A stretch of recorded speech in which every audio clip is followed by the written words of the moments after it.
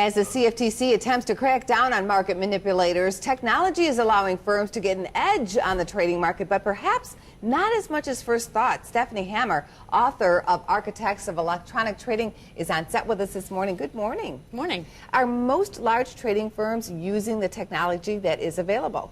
They certainly are using it. There are firms that are ahead in technology utilization and firms that are playing catch up.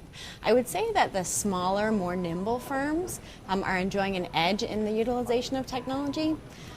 Paradoxically, the financial crisis acted as a brake on the adoption of new technology because people were worried about overspending.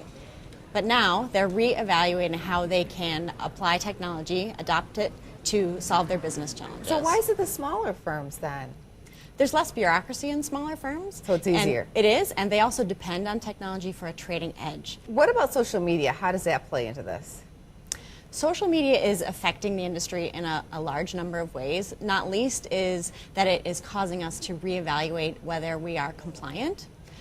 But social media, in my book, the focus is on how people are utilizing social media to generate trade signals. And certainly there are a lot of firms that have developed algorithms to do just that. Is it working for them?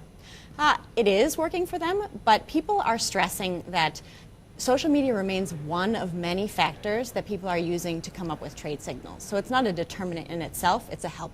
Meaning you can't just depend on Twitter just because somebody's tweeting all of a sudden a lot about Netflix, that Netflix will lose or gain some money that day. Probably inadvisable. Now, what about jobs? What's happening there? Are they hiring? What I have found is that a lot of times there's a skill mismatch between what people are studying in school and what some of the larger firms, for example, are using in terms of programming code.